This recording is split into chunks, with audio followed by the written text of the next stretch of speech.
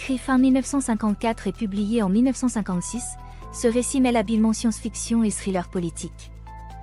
Il synthétise ces deux genres en une interrogation profonde sur la délinquance et les lois. C'est un jeu entre faits réels et leur potentialité, un procédé que Dick développera souvent par la suite. Ici, l'homme reconnu coupable avant d'avoir tué se retrouve dans la même situation que l'homme traqué qui se sait innocent. En pleine chasse aux sorcières, Dick désigne les pièges posés par les lois sécuritaires de l'époque. Il dénonce ainsi une organisation de la répression basée sur le moindre suspect.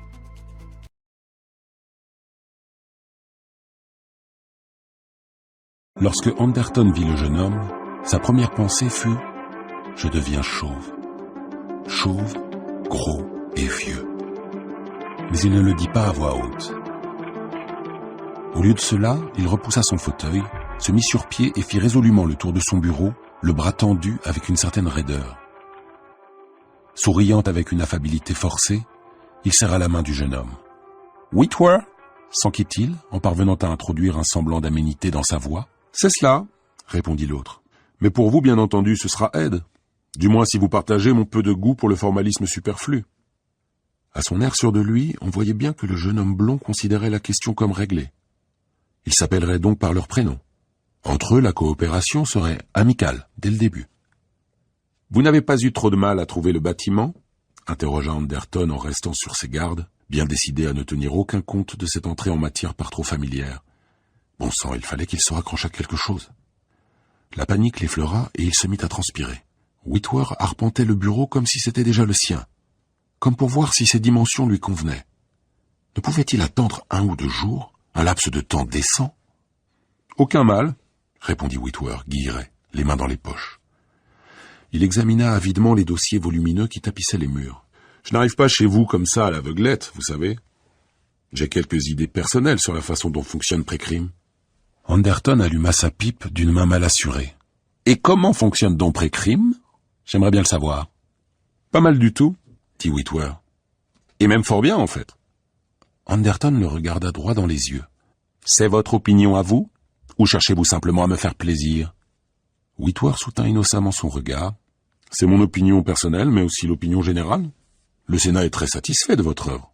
Ses membres sont même enthousiastes. » Il ajouta, « aussi enthousiastes qu'on peut l'être à leur âge avancé. » Anderton accusa le coup, mais extérieurement parvint à rester impassible, non sans effort. Il se demanda ce que Whitwer pensait réellement. Que se passait-il sous ce crâne aux cheveux ras? Les yeux du jeune homme étaient bleus, vifs et dangereusement intelligents. Non, décidément, Whitwer ne devait pas s'en laisser compter, et il était manifestement très ambitieux. « D'après ce que j'ai cru comprendre, » reprit prudemment Anderton, « vous allez être mon assistant jusqu'à ce que je prenne ma retraite. »« C'est ce que j'ai compris aussi, » répondit Whitwer sur l'ombre d'une hésitation. « Ce qui peut se produire cette année, l'an prochain, ou bien dans 10 ans. » La pipe tremblait dans la main d'Anderton. « Je ne suis nullement obligé de partir. C'est moi qui ai fondé Précrime, et je peux rester en poste aussi longtemps que je le désirerai. La décision n'appartient qu'à moi seul. » Whitwer hocha la tête, toujours avec la même candeur. « Bien entendu. » Anderton s'efforça de se maîtriser. « Je voulais simplement que les choses soient bien claires. » « Elle l'était dès le départ, » acquiesça Whitwer. « Vous êtes le patron, c'est vous qui commandez. » Il semblait totalement sincère. Il poursuivit. « Voulez-vous me faire visiter? J'aimerais bien me familiariser dès que possible avec le fonctionnement global de votre organisation. » Tandis qu'il longeait les enfilades de bureaux éclairés et résonnants d'activité, Anderton déclara « Naturellement, le postulat fondamental de Précrime ne vous est pas inconnu. Je présume que nous pouvons partir de ce principe. » « Je ne sais que ce qui est à la disposition du public, » répondit Whitwer. « Avec l'aide de vos mutants précog, vous avez audacieusement et efficacement aboli le système punitif post-crime fondé sur l'emprisonnement et l'amende. Comme nous le savons tous, la perspective du châtiment n'a jamais été très dissuasive. Quant aux victimes, une fois mortes, elles n'en retiraient guère de réconfort. » Ils étaient arrivés devant l'ascenseur. Tandis que la cabine les emportait à toute allure dans les profondeurs du bâtiment, Anderton reprit « L'inconvénient fondamental, du point de vue juridique, inhérent à la méthodologie de Précrime, ne vous a probablement pas échappé non plus. Nous arrêtons des individus qui n'ont nullement enfreint la loi, mais qui s'y apprêtent. affirma Whitwer avec conviction. Justement, non. Par bonheur, puisque nous les arrêtons avant qu'ils puissent commettre un quelconque acte de violence. Donc l'acte criminel proprement dit ne relève strictement que de la métaphysique. C'est nous qui proclamons ces gens coupables. Eux se prétendent éternellement innocents. Et en un sens, ils sont innocents. Quittant l'ascenseur, ils empruntèrent à nouveau un couloir éclairé par une lumière jaune. « Notre société ne connaît plus le crime grave, » poursuivit Anderton. « Mais nous avons tout de même un camp de détention peuplé de criminels potentiels. » Ils franchirent une série de portes et se retrouvèrent dans le bâtiment d'analyse. Devant eux se dressaient d'imposants entassements de machines, récepteurs de données et calculateurs chargés d'étudier puis de restructurer les informations qui leur parvenaient. Derrière elles se tenaient les 3 mutants, qui disparaissaient presque derrière un fouillis de câbles. « Les voilà » dit sèchement Anderton. « Qu'en pensez-vous » Dans la pénombre baragouinaient 3 idiots dont les moindres émissions vocales, si incohérentes et aléatoires qu'elles soient, étaient analysées, comparées, réorganisées sous forme de symboles visuels, transcrites sur cartes perforées classiques et dirigées vers différents canaux codés. Et toute la journée, les idiots jacassaient, emprisonnés dans des fauteuils à haut dossier qui les contraignaient à se tenir bien droit, fermement maintenus par des cerclages métalliques, des masses de câbles et des grappins. Sur le plan physique, on subvenait automatiquement à tous leurs besoins. Quant aux exigences spirituelles, ils en étaient dépourvus. Véritables légumes, ils se contentaient de bredouiller, de sommeiller, l'existence réduite à sa plus simple expression. Ils étaient dotés d'un esprit primitif, confus, perdu dans les ombres. Mais ce n'étaient pas les ombres du présent, car avec leur tête aux proportions anormales et leur corps au contraire tout ratatiné, ces 3 créatures bafouillantes et gauches voyaient bel et bien l'avenir. Ce que les machines analytiques enregistraient, c'étaient des prophéties. Et quand les 3 idiots précogs parlaient, elles écoutaient attentivement.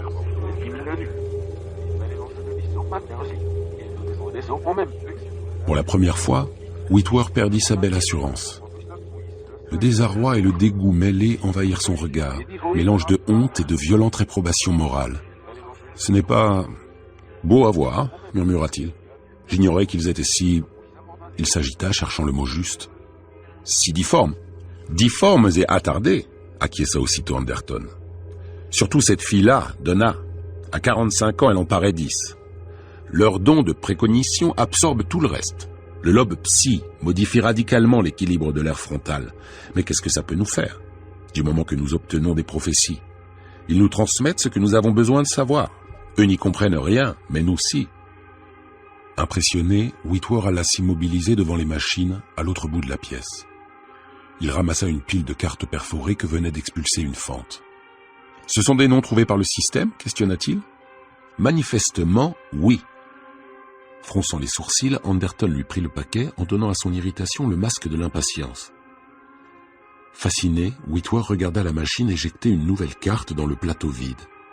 Une deuxième suivit, puis une troisième. Une série de disques bourdonnants éjectaient une carte après l'autre. « Les précogs doivent voir très loin dans l'avenir » s'exclama Whitwer. « Non, leur spectre est assez limité » rectifia Anderton. « 1 ou 2 semaines au maximum. Une grande partie des données qu'ils nous fournissent ne nous sont d'aucune utilité parce qu'elles sont sans rapport avec nos recherches. Nous les communiquons aux organismes intéressés qui, à leur tour, nous en renvoient d'autres. Chaque département de premier plan possède sa réserve de précieux singes. » « Des singes ?» Mal à l'aise, Whitwer le regarda fixement. « Ah, je comprends. Les 3 singes. Ne pas voir le mal, ne pas le dire, ne pas l'entendre. Très bien trouvé. C'est surtout très approprié. » Machinalement, Anderton ramassa les nouvelles cartes éjectées par les appareils. Il ne sera tenu aucun compte de certains de ces noms. Pour le reste, la plupart ne prédisent que des délits mineurs. Vol, fraude fiscale, agression, chantage. Comme vous le savez certainement, Précrime a réduit la criminalité de 99,8%. Le meurtre ou la trahison sont devenus très rares, puisque le coupable sait que nous allons l'enfermer en camp de détention 1 semaine avant qu'il puisse commettre son crime. « À quand remonte le dernier assassinat ?»« 5 ans, répondit fièrement Anderton. « Qu'est-ce qui l'a rendu possible ? Le criminel a échappé à nos équipes. Nous avions son nom, et même tous les détails du crime, y compris l'identité de la victime. Nous connaissions le moment et le lieu précis de l'acte de violence projeté, mais le meurtrier a quand même accompli son forfait. Nous ne pouvons les attraper tous. Il joua brièvement avec les cartes perforées. Disons la plupart. Un seul meurtre en 5 ans. Whitwer retrouvait son assurance. Il y a de quoi être fier. C'est un score impressionnant. Mais j'en suis fier. Quand j'ai mis au point le principe de base il y a 30 ans, à l'époque où certains n'y voyaient que leur profit personnel en se concentrant exclusivement sur le marché boursier, j'ai entrevu tout l'intérêt légal de la chose, son immense valeur sociale. Il lança le paquet de cartes perforées à Wally Page, son assistant responsable du bâtiment des singes. « Tenez, triez ça. Fiez-vous à votre propre jugement. » Page emporta les cartes et Whitwer déclara d'un air pensif « C'est une lourde responsabilité. » En effet, si nous laissons un criminel s'échapper, comme il y a 5 ans, nous avons la perte d'une vie humaine sur la conscience. Nous sommes seuls responsables. Une erreur de notre part et quelqu'un meurt. Amer, il tira d'un coup sec 3 nouvelles cartes gisant sur le plateau. C'est un service public. N'êtes-vous jamais tenté de... Je veux dire, certains des hommes que vous arrêtez doivent vous proposer beaucoup d'argent. Cela ne servirait à rien. Un duplicata des cartes arrive au QG de l'armée. Cela fait contrepoids. Ils peuvent nous surveiller à leur guise. Anderton jeta un rapide coup d'œil à la carte du dessus. Donc, même si nous acceptions de nous laisser... Il s'interrompit et ses lèvres se pincèrent. « Qu'y a-t-il » demanda Whitwer intrigué. Anderton plia soigneusement la carte en question et la rangea dans sa poche. « Rien, murmura-t-il. Rien du tout. » Son ton plus que bourru fit monter le rouge aux lèvres de Whitwer. « Je ne vous suis vraiment pas sympathique, observa-t-il. »« C'est exact, » admit Anderton. Mais il avait du mal à croire que le jeune homme lui soit antipathique à ce point. Cela ne lui paraissait tout simplement pas possible. En fait, c'était même impossible. Quelque chose clochait. Hébété, il tenta de mettre de l'ordre dans ses idées brusquement embrouillées. C'était son nom que révélait la carte. La première ligne l'accusait d'un meurtre encore à venir. À en croire les perforations, John A. Anderton, directeur de pré-crime, allait tuer un homme avant 1 semaine. Avec une conviction absolue, il refusa d'y croire.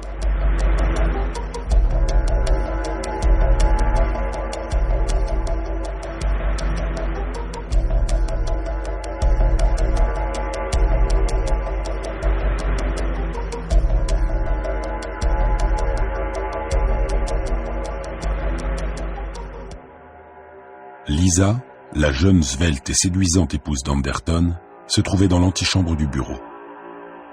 Absorbée par la discussion animée qui l'opposait à Page sur des questions de politique générale de l'entreprise, elle leva à peine les yeux lorsque son mari entra en compagnie de Whitwer. « Bonjour ma chérie », dit Anderton. Whitwer garda le silence, mais ses yeux pâles avaient imperceptiblement scié en se posant sur la jeune femme aux cheveux châtains en impeccable uniforme de police. Lisa était maintenant cadre supérieur après-crime, mais Whitwer savait que jadis elle avait été la secrétaire d'Anderton. Ce dernier remarqua l'intérêt que Whitwer portait à sa femme et se prit à réfléchir. Pour introduire subrepticement la carte dans les machines, il fallait un complice dans la place, quelqu'un qui soit associé de très près après-crime et qui ait accès aux machines analytiques. Lisa constituait une hypothèse improbable. Néanmoins, la possibilité existait. Évidemment, la conspiration pouvait être beaucoup plus vaste, plus élaborée, impliquer bien plus qu'une carte truquée introduite à un moment donné du processus. C'était la donnée première elle-même qui avait pu être trafiquée. Il n'y avait aucun moyen de savoir où intervenait la modification. Glacé d'effroi, il entrevit soudain toutes les possibilités. Sa première impulsion, ouvrir les machines et en retirer toutes les données, était dérisoire, primaire. Les bandes magnétiques confirmaient sans doute la carte perforée. Il ne ferait que s'accuser davantage. Il disposait d'environ 24 heures. Puis l'armée vérifierait ses cartes et découvrirait l'anomalie, puisqu'elle aurait dans ses propres dossiers le double de la carte subtilisée. Tant qu'il en possédait un seul exemplaire, la carte pliée dans sa poche était aussi dangereuse que si elle s'était trouvée sur le bureau de Page, au vu et su de tout le monde. Dehors retentissait le vrombissement des voitures de police partant pour leur tournée quotidienne. Combien d'heures avant que l'une d'entre elles ne s'arrête devant chez lui? « Qu'est-ce qu'il y a, mon chéri ?» s'inquiéta Lisa. « On dirait que tu viens de voir un fantôme. Qu'est-ce qui se passe ?»« Tout va bien, » dit-il rassurant. Lisa parut prendre subitement conscience des regards admiratifs de Whitwer. « Monsieur est ton nouvel adjoint, mon chéri ?» Sur ses gardes, Anderton lui présenta Whitwer. Lisa lui sourit amicalement. Y avait-il une entente secrète entre eux? Il n'aurait su le dire. Bon sang, voilà qu'il commençait à soupçonner tout le monde. Et pas seulement sa femme et Whitwer, mais aussi une dizaine de ses subordonnés. « Vous êtes de New York ?» s'enquit Lisa. « Non », répondit Whitwer. « J'ai passé presque toute ma vie à Chicago. Je suis à l'hôtel, un des grands établissements du centre-ville. Attendez, j'ai noté le nom quelque part. » Pendant qu'il fouillait dans ses poches, Lisa proposa « Voulez-vous que nous dînions ensemble ?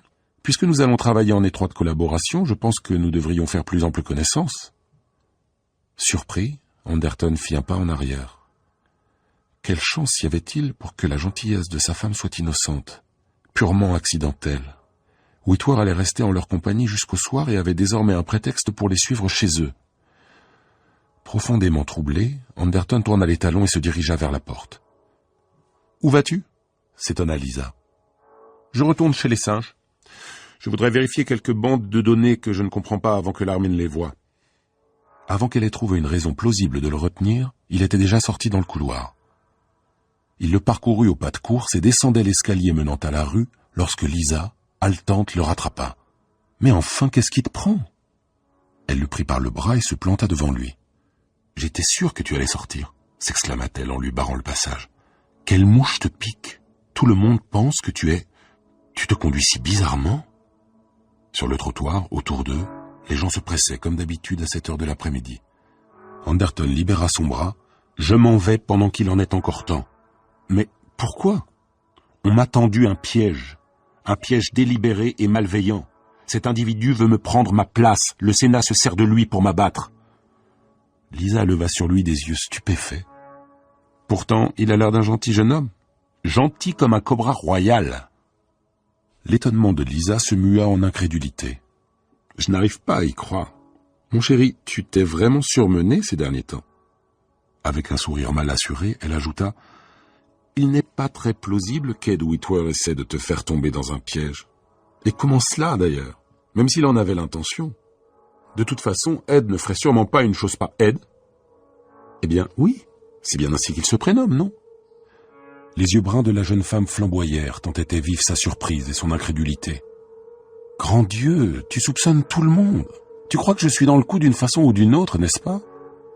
Il réfléchit. « Je n'en suis pas sûr. » Elle se rapprocha et riva sur lui un regard accusateur. « Ce n'est pas vrai, tu le crois sincèrement? Tu devrais peut-être prendre quelques semaines de congé finalement. Tu as grand besoin de repos. L'arrivée d'un homme plus jeune t'a crispé, traumatisé. Tu agis en paranoïaque. Tu ne le vois pas? Tu t'imagines qu'on complote contre toi. As-tu la moindre preuve formelle, au moins ?» Anderton sortit la carte pliée de son portefeuille. « Regarde bien ça !» La jeune femme blêmit et réprima un hoquet. « C'est assez clair, » dit Anderton avec tout le calme dont il était capable. « Ceci donne à Whitwer un motif légal pour se débarrasser de moi immédiatement. Il n'aura pas besoin d'attendre ma démission. » Maussade, il ajouta, « Ils savent que je peux tenir encore quelques années. Mais ce sera la fin de l'équilibre actuel. Précrime ne sera plus une organisation indépendante. Le Sénat contrôlera la police et après cela... » Il pinça ses lèvres. « Le Sénat absorbera aussi l'armée. En apparence, c'est assez logique en effet. Bien sûr que j'éprouve de l'hostilité, du ressentiment envers Whitwer. Bien sûr que j'ai un mobile. Personne n'aime qu'on l'envoie paître et qu'on le remplace par un homme plus jeune. Oui, tout cela est parfaitement plausible, sauf que je n'ai pas la moindre intention de tuer Whitwer. Mais je ne peux pas le prouver. Alors que faire? » Livide, Lisa secoua la tête. Je ne sais pas. Chérie, si seulement... Je rentre à la maison, faire ma valise. J'ai du mal à voir plus loin pour l'instant. Tu vas vraiment essayer de te cacher? Oui. Et même sur les planètes coloniales centauriennes si nécessaire. Ça s'est déjà fait avec succès et j'ai 24 heures d'avance. Il tourna résolument les talons. Retourne au bureau. Tu n'as aucune raison de m'accompagner. « Parce que tu croyais que je voudrais venir avec toi, fit-elle d'une voix rauque. Anderton sursauta. « Ah bon? Tu n'en avais pas l'intention ?» Puis de plus en plus stupéfait, il murmura « Non, je vois bien que tu ne me crois pas, tu es toujours persuadé que j'ai tout imaginé. » Il tapota nerveusement la carte perforée. « Même cette preuve-là ne te suffit pas ?»« Non, » reconnut Lisa. « En effet, tu ne l'as pas regardé assez attentivement, mon chéri. Le nom d'Ed Whitwer n'y figure pas. » Incrédule, Anderton lui reprit l'objet. « Nul ne prétend que tu vas tuer Ed Whitwer, » enchaîna Lisa d'une petite voix fragile. « La carte est forcément authentique, comprends-tu? Et elle ne concerne en rien Ed Whitwer. Il ne complote pas contre toi. Personne ne complote contre toi. » Trop ébahi pour répondre, Anderton contemplait la carte. Lisa avait raison. Whitwer n'était pas la victime. Sur la 5e ligne, la machine avait bien proprement inscrit un autre nom. Léopold Kaplan. Interdit, il remit la carte dans sa poche. De sa vie, il n'avait entendu parler de cet homme.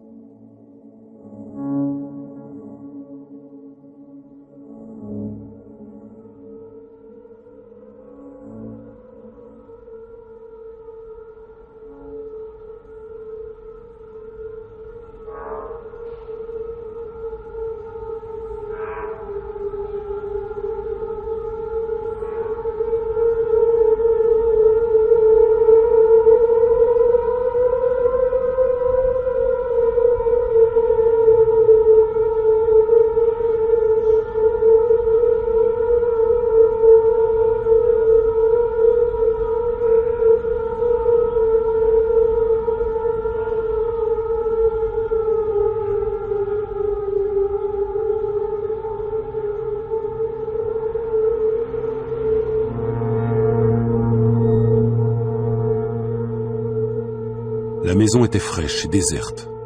Anderton entreprit aussitôt les préparatifs en vue du voyage. Tandis qu'il faisait ses bagages, de folles idées se présentèrent à son esprit. Il se trompait peut-être au sujet de Whitwer, mais comment en être sûr? Quoi qu'il en soit, le complot contre lui était beaucoup plus complexe qu'il ne l'avait tout d'abord cru. Il se pouvait que Whitwer n'en soit qu'un des pions insignifiants, manipulés par une figure lointaine, indistincte, à peine discernable en arrière-plan. Il avait eu tort de montrer la carte à Lisa. Elle allait la décrire minutieusement à Whitwer. Il ne réussirait jamais à quitter la Terre, n'aurait jamais l'occasion d'apprendre à quoi ressemblait la vie sur une planète coloniale. Tandis qu'il s'absorbait dans ses préoccupations, le parquet grinça derrière lui. Un vieux blouson à la main, il se détourna du lit et se retrouva nez à nez avec le canon gris-bleu d'un pistolet A. « Ça n'a pas traîné ?» dit-il en fixant avec amertume l'homme à la carrure imposante et aux lèvres serrées, qui, vêtu d'un pardessus marron, tenait l'arme dans sa main gantée. A-t-elle hésité, au moins? L'inconnu demeura sans réaction. « Je ne sais pas de quoi vous voulez parler. Suivez-moi. » Surpris, Anderton reposa le blouson sur le lit. « Vous ne faites pas partie de mon organisation? Vous n'êtes pas de la police ?»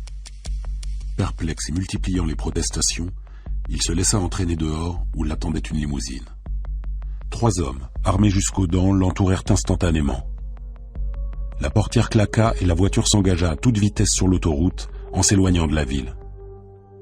Impassibles, distants, ces ravisseurs oscillaient au gré des balancements du véhicule, qui filait à présent au milieu de vastes champs d'une noirceur sinistre. Anderton essayait vainement de comprendre ce qui lui arrivait. Puis ils bifurquèrent vers une route secondaire creusée d'ornières et descendirent dans un garage souterrain plongé dans l'ombre. Quelqu'un cria un ordre. Un lourd dispositif de verrouillage se referma avec un grincement métallique et des lumières s'allumèrent au plafond. Le chauffeur coupa le contact. « Vous me le paierez !»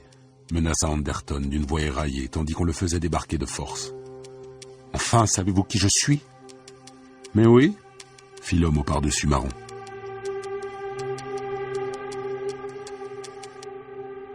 Sous la menace des armes, Anderton dut monter un escalier, quittant le silence froid et humide du garage pour un hall d'entrée recouvert d'une épaisse moquette.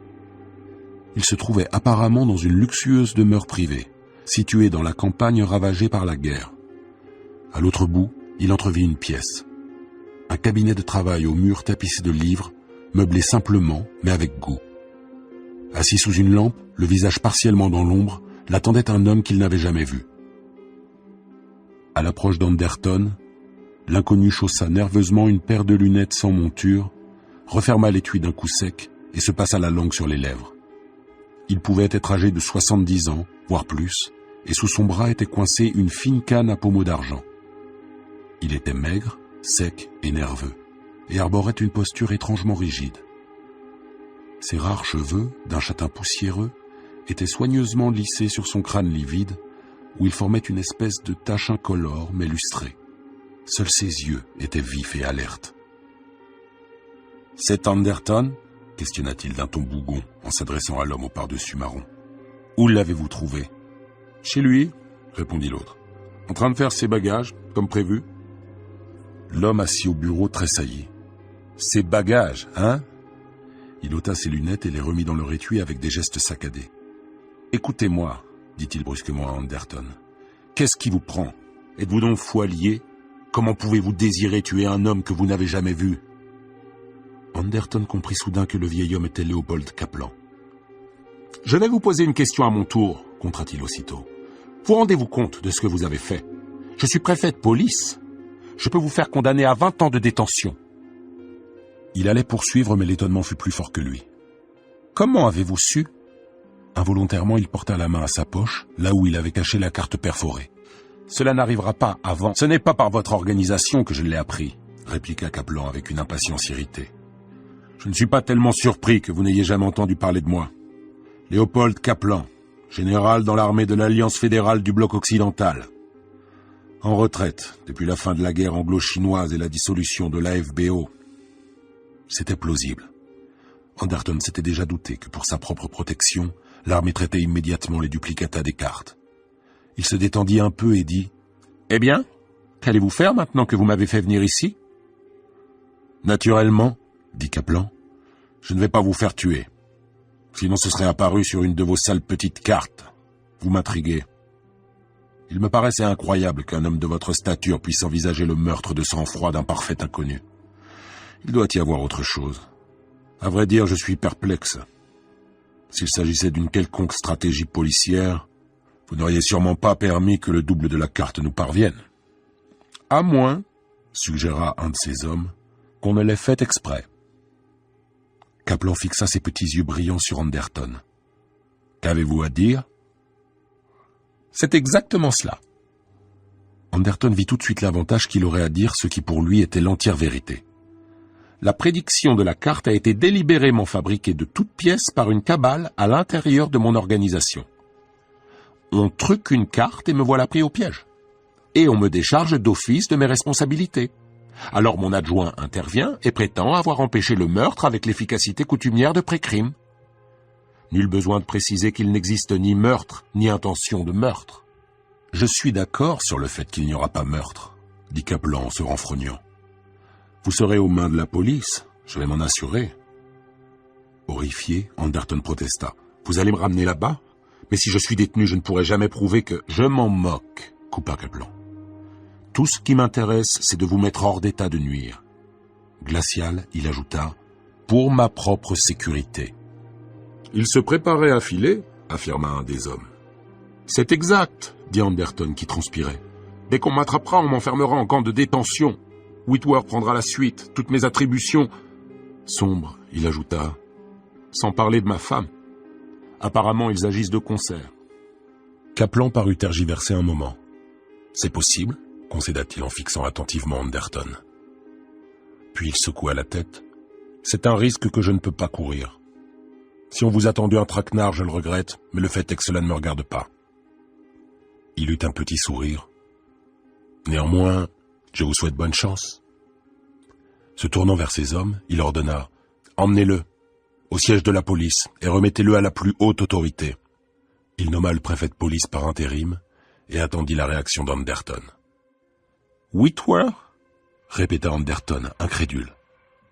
Sans se départir de son imperceptible sourire, Kaplan alluma la radio. « Whitworth a d'ores et déjà pris votre place. Manifestement, il compte tirer de cette affaire le meilleur parti possible. » Après quelques parasites, la radio se mit brusquement à rugir. On entendit une voix sonore, toute professionnelle, lire un texte rédigé à l'avance. Défense est faite à tous les citoyens de donner asile ou de prêter assistance de quelque façon que ce soit à ce dangereux individu désormais en marge de la société. Le fait extraordinaire qu'un criminel en fuite soit par là même en mesure de commettre un acte de violence représente un événement unique par les temps qui courent. Tous les citoyens sont avertis par le présent communiqué qu'au terme des dispositions légales toujours en vigueur, toute personne manquant de coopérer pleinement avec la police en vue de la capture de John Allison Anderton sera accusée de complicité. Je répète, l'agence gouvernementale pré-crime du bloc fédéral occidental est en passe de retrouver et de neutraliser son ex-préfet de police, John Allison Anderton, qui par les méthodes du système pré-crime est considéré comme un meurtrier en puissance et à ce titre perd ses droits à la liberté ainsi que toutes les prérogatives associées. Il n'a pas perdu de temps, murmura Anderton atterré. Kaplan pressa un bouton et la radio se tut. Lisa a dû aller le trouver immédiatement, spécula-t-il avec amertume. Pourquoi aurait-il dû attendre ? Fit Kaplan. Vos intentions étaient suffisamment claires. Il fit signe à ses hommes. Ramenez-le en ville. Sa présence me met mal à l'aise. Là-dessus, je suis d'accord avec le préfet Whitwer. Je veux qu'on le neutralise dès que possible.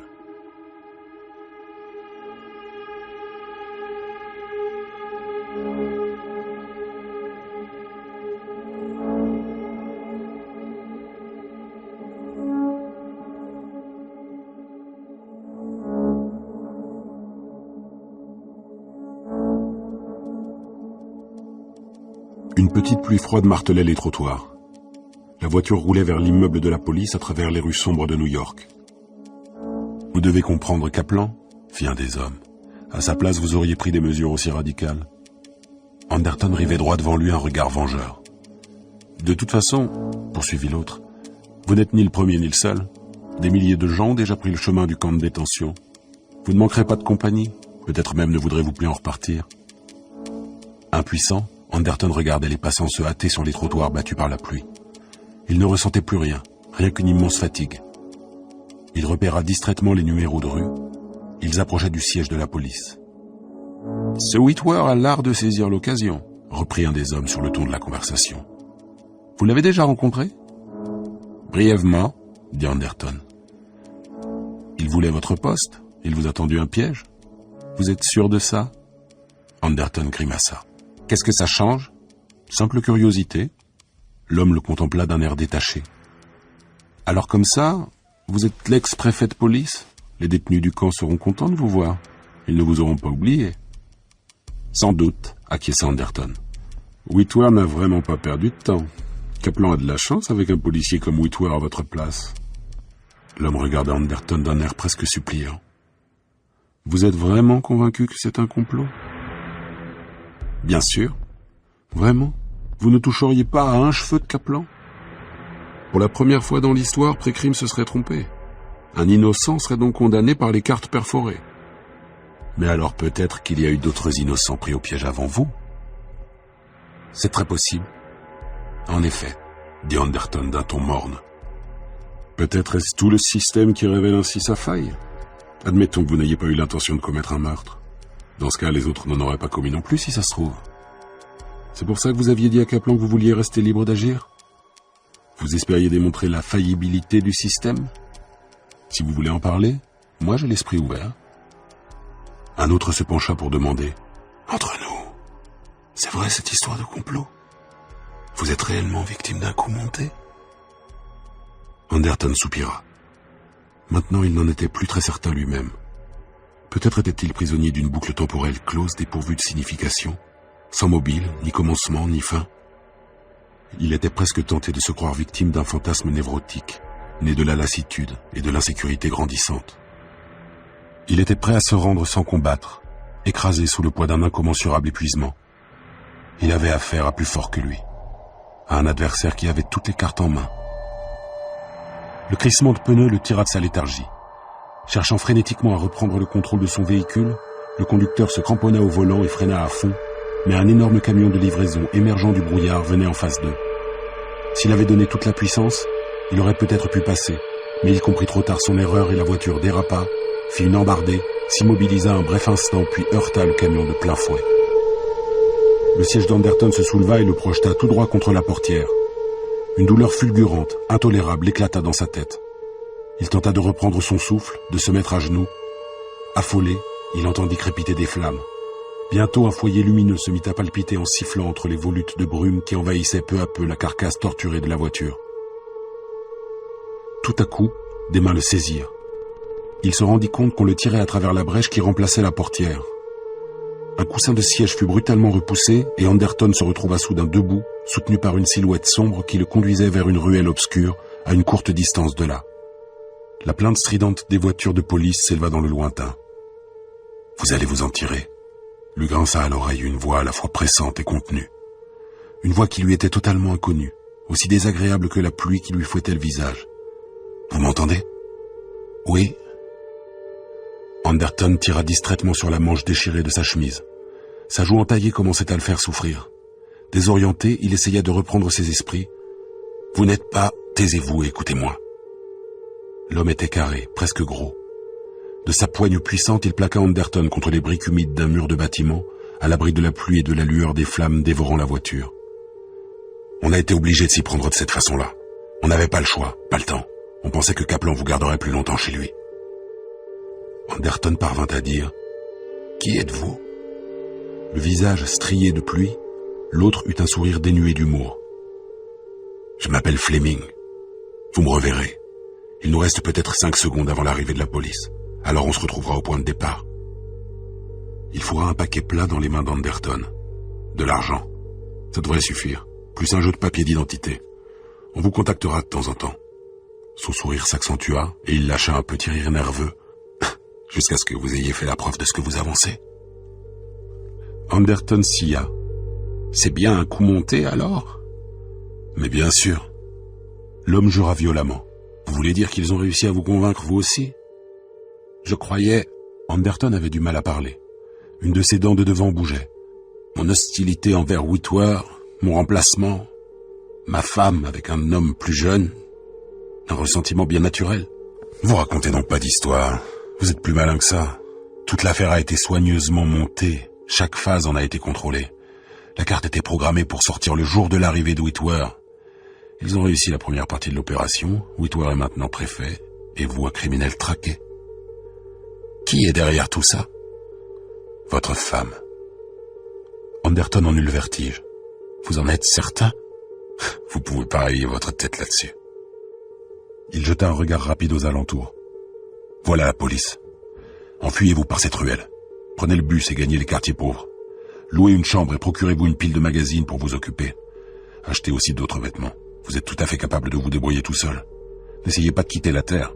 Tous les transports intersystèmes sont surveillés. Si vous pouvez disparaître une semaine, la partie est gagnée.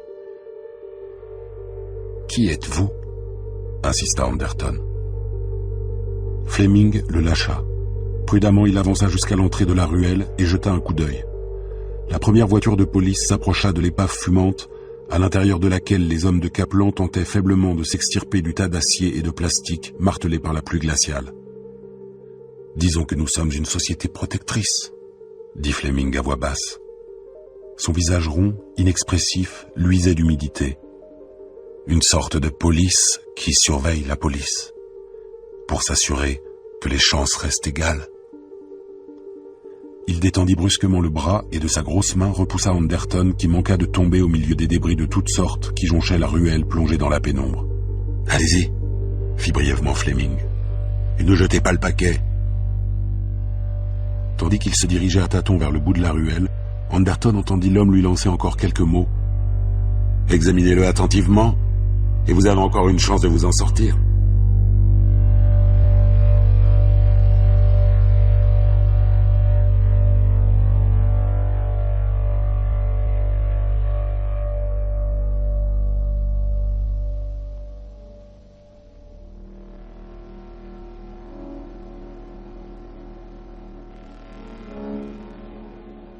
Selon ses nouveaux papiers d'identité, il se nommait Ernest Temple, électricien au chômage.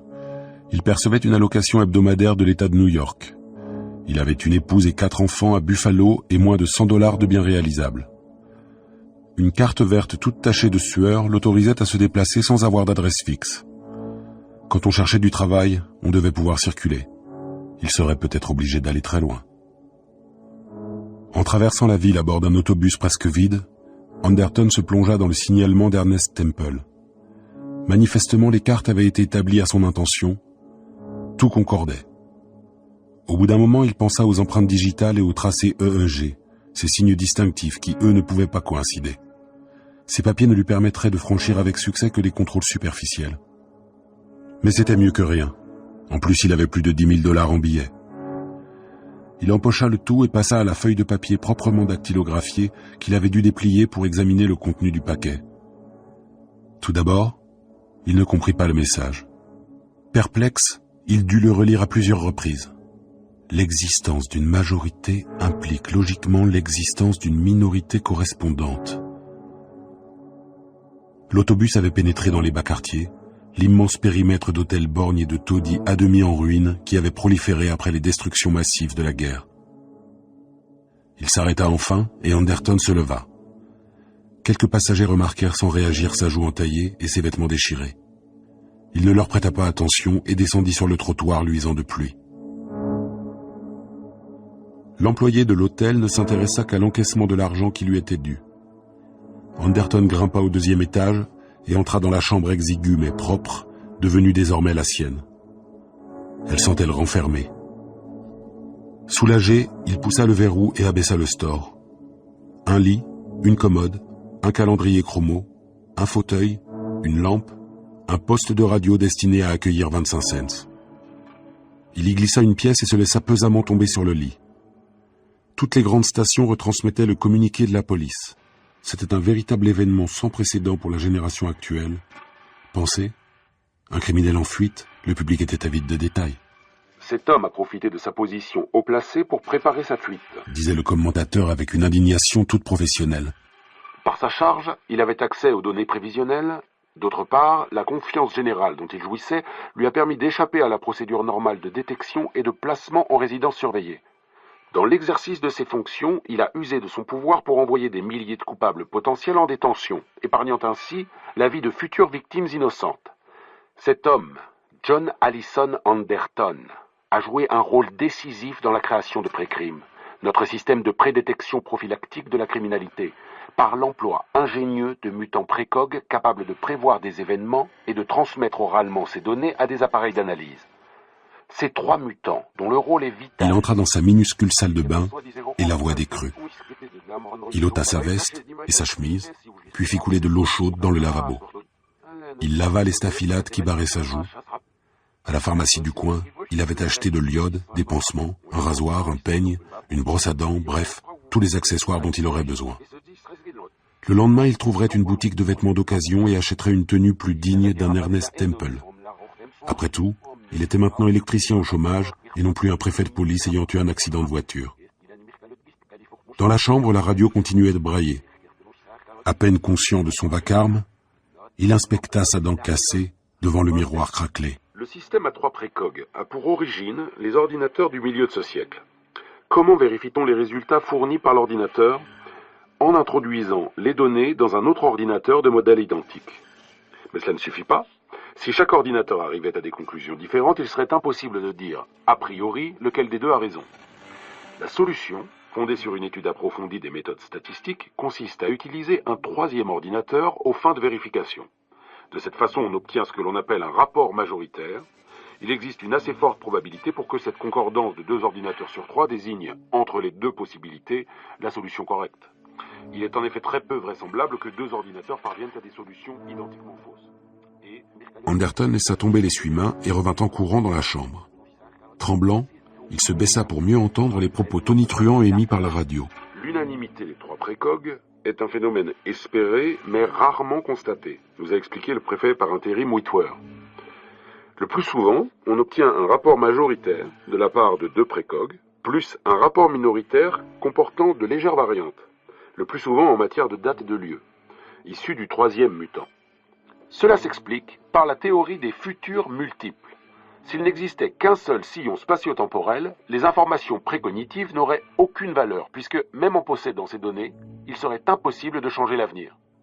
Au niveau du travail effectué par Précrime, il faut partir du principe... Anderton se mit à arpenter furieusement la petite chambre. Un rapport majoritaire. Seuls 2 mutants sur 3 étaient tombés d'accord sur les informations ayant donné lieu à la fameuse carte. Voilà ce que signifiait le message du paquet. Les révélations du 3e mutant, celles qui constituaient le rapport minoritaire, étaient manifestement importantes. Mais en quoi? Il consulta sa montre. Minuit passé. Page n'était plus de service et ne serait de retour au bâtiment des singes que l'après-midi suivant. Ses chances étaient minces, mais le coup valait la peine d'être tenté. Page refuserait peut-être de l'aider, mais il devait courir le risque. Il fallait qu'il voie ce rapport minoritaire.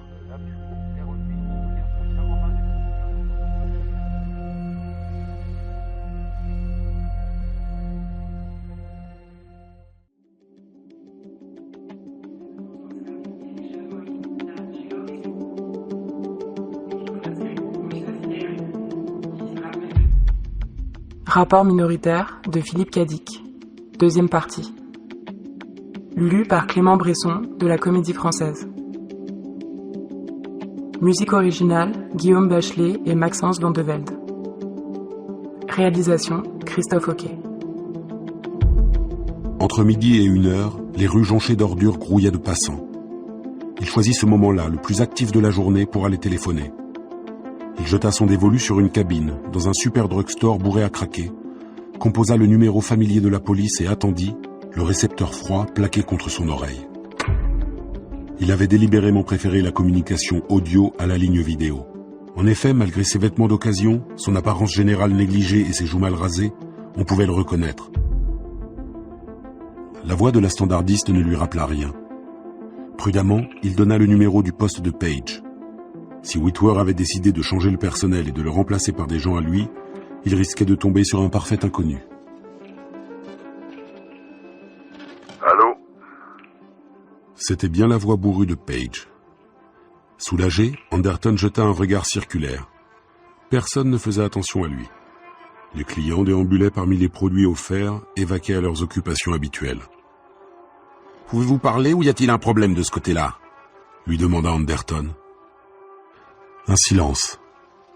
Il imaginait la figure benoîte de Page crispée par l'incertitude, tandis qu'il se demandait quoi faire. Enfin, celui-ci prit la parole d'un ton hésitant. « Pourquoi m'appelez-vous ici ?» Anderton passa outre. « Je n'ai pas reconnu la standardiste. On a embauché des nouveaux ?»« Vous pouvez le dire. » acquiesça Page d'une petite voix étranglée. « On licencie beaucoup en ce moment. » C'est ce que j'avais cru comprendre. Tendu, Anderton ajouta. « Et vous, vous ne risquez rien ?» Un instant. Page posa le récepteur. Anderton entendit des pas étouffés, suivis du claquement d'une porte qu'on fermait hâtivement. Page revint en ligne. Nous pouvons parler plus tranquillement à présent. Commenta-t-il d'une voix rauque. Tout à fait tranquillement. Pas vraiment, non. Où êtes-vous? Je me balade dans Central Park, dit Anderton. Je profite du soleil. Comment savoir en effet si Page n'était pas tout simplement allé s'assurer que l'écoute était branchée, auquel cas une équipe de police aéroportée pouvait déjà être en chemin, mais il devait courir le risque. J'ai changé de métier, dit-il sobrement. Je suis électricien maintenant. Hein? Fit Page déconcerté. J'ai pensé que vous auriez peut-être du travail pour moi. Si possible, j'aimerais venir faire un saut, histoire d'examiner votre installation d'information de base, tout particulièrement les systèmes de stockage et d'analyse des données situés chez les singes. Nouveau silence. Puis Page répondit. C'est peut-être faisable. Si c'est vraiment important. Ça oui, fit Anderton. Quel est le moment qui vous conviendrait le mieux? Eh bien, les techniciens de maintenance doivent justement venir inspecter l'intercom. Le préfet par intérim veut l'améliorer afin de pouvoir agir plus vite. Vous pourriez en profiter. Très bien. Vers quelle heure? Disons 4 heures. Entrée B niveau 6. Je serai là pour vous attendre. Parfait, dit Anderton en se préparant déjà à raccrocher. J'espère que vous serez encore en poste à cette heure-là. Il raccrocha, quitta précipitamment la cabine et se fraya un passage à travers la fourmilière humaine qui se pressait dans la cafétéria toute proche. Personne ne le trouverait là-dedans. Il avait 3h30 devant lui, mais l'attente allait lui paraître bien plus longue. En fait, ce fut la plus interminable de sa vie.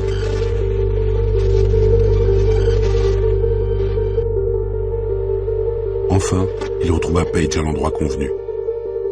Les premiers mots de son ex-assistant furent « Vous avez perdu la tête? Qu'est-ce qui vous a pris de revenir ici ?»« Je n'en aurai pas pour longtemps. » Concentré, Anderton parcourut le bâtiment des singes, verrouillant systématiquement une porte après l'autre. « Ne laissez entrer personne. Je ne peux pas prendre le moindre risque. » « Vous auriez dû profiter de votre évasion ?» Vert de peur, Page le suivait pas à pas. Whitwer, lui, profite à fond de la situation. Il a si bien fait que tout le pays réclame votre tête. Sans lui prêter attention, Anderton ouvrit d'un geste brusque le panneau de contrôle principal donnant accès au circuit analytique. Lequel des 3 singes a livré le rapport minoritaire? Ne me posez pas de questions. Je m'en vais. Page s'arrêta à mi-chemin de la sortie, désigna le mutant du centre, puis disparut. La porte se referma. Anderton resta seul. C'était donc le mutant du milieu. Il le connaissait bien, celui-là. Nain et difforme, il était prisonnier de sa nasse de câbles et de circuits depuis 15 ans. Le mutant ne leva pas la tête à son approche. Les yeux vitreux, le regard vide, il contemplait un monde qui n'existait pas encore et restait aveugle à la réalité qui l'entourait. Jerry avait 24 ans. À l'origine, il avait été classé idiot hydrocéphale, mais quand il avait atteint 6 ans, les testeurs psy avaient décelé chez lui un talent précogue, enfoui sous un amas de tissus lésés. On l'avait placé dans une institution gouvernementale où son don latent avait été cultivé. Dès 9 ans, Jerry possédait un talent exploitable, mais il n'était jamais sorti du chaos brut de l'idiotie. Sa faculté précoque croissante avait absorbé la totalité de sa personnalité. Anderton s'accroupit et entreprit de démonter les boucliers protégeant les bandes magnétiques des appareils analytiques. S'aidant de schémas, il suivit les fils en remontant depuis les derniers éléments de la chaîne informatique jusqu'à l'endroit où le matériel de Jerry se différenciait des autres. Quelques minutes plus tard, tout tremblant, il en extrayait 2 bandes de 30 minutes chacune. Les données récentes qui avaient été rejetées au lieu de fusionner avec les rapports majoritaires. Après avoir consulté la liste des codes, il repéra la section de bandes se rapportant à sa propre carte. Le souffle court, il plaça la bande dans un lecteur tout proche, activa le plateau tournant et prêta l'oreille. L'opération ne prit qu'une seconde. Dès les premiers mots du rapport, il comprit ce qu'il s'était passé. Il tenait ce qu'il voulait savoir. Nul besoin de chercher plus avant. La vision de Jerry n'était pas en phase. La précognition étant en soi de nature erratique, le mutant voyait une zone spatio-temporelle légèrement différente de celle perçue par ses compagnons.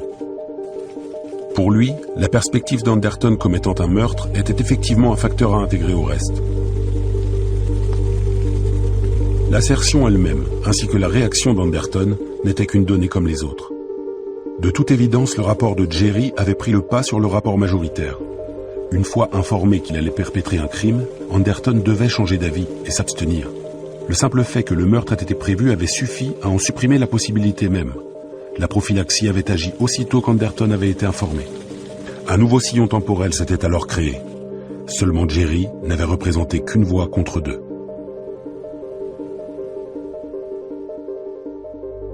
Tremblant, Anderton rembobina la bande et actionna la tête d'enregistrement. Il effectua une copie à grande vitesse du rapport en question et ôta le duplicata du plateau. Il tenait la preuve que la carte était invalide, obsolète. Il n'avait plus qu'à la montrer à Whitwer. Puis il s'étonna de sa propre bêtise.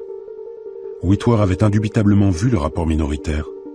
Et malgré cela, il s'était emparé du poste de préfet et avait maintenu les recherches. Il n'avait aucunement l'intention de battre en retraite. Le fait qu'Anderton soit innocent lui importait peu. Alors que faire? Qui d'autre s'en préoccuperait? Imbécile! Grinça derrière lui une voix où perçait l'angoisse. Il se retourna vivement. Vêtu de son uniforme de police, sa femme se tenait devant une des portes, les yeux écarquillés de désarroi. « Ne t'en fais pas !»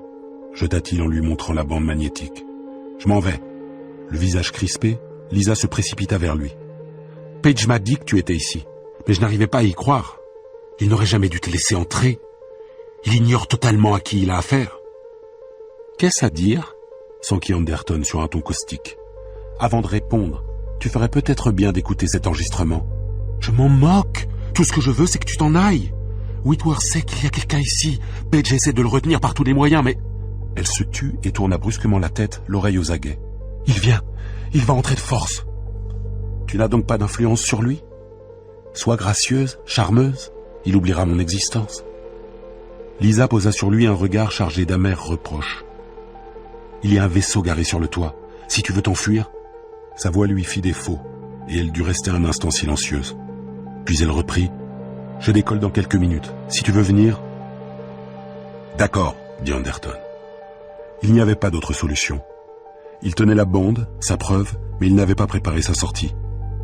Il se lança derrière la mince silhouette de sa femme, et tous deux quittèrent le bâtiment des singes par une porte latérale donnant sur un couloir d'entretien. Les talons de Lisa résonnèrent dans le passage obscur et désert. « C'est un bon vaisseau, il est rapide », lança-t-elle par-dessus son épaule. « Ses réservoirs sont pleins en cas d'urgence. Il est prêt à décoller, j'allais justement superviser le travail de certaines équipes. »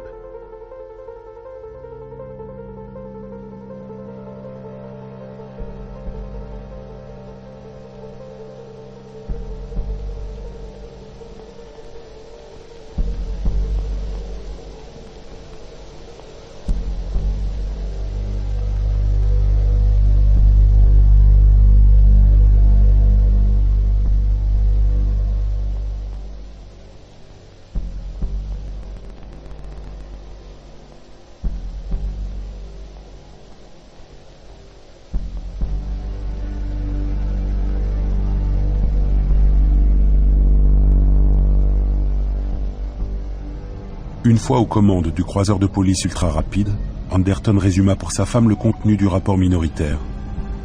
Lisa l'écouta sans faire de commentaires, le visage contracté, les traits tirés et les mains crispées sur ses genoux. Sous le croiseur, la campagne ravagée par la guerre se déployait comme une carte en relief, avec, entre les agglomérations, des zones désertes constellées de cratères, de fermes et de petites usines en ruine. Je me demande combien de fois cela s'est déjà produit, remarqua-t-elle quand il en eut fini. Tu veux parler des rapports minoritaires? Très très souvent. Je veux dire, un mutant déphasé se servant des deux autres rapports et prenant le pas sur eux. Le regard sombre et grave, elle ajouta, peut-être y a-t-il dans les camps beaucoup de gens dans le même cas que toi. Mais non, affirma Anderton.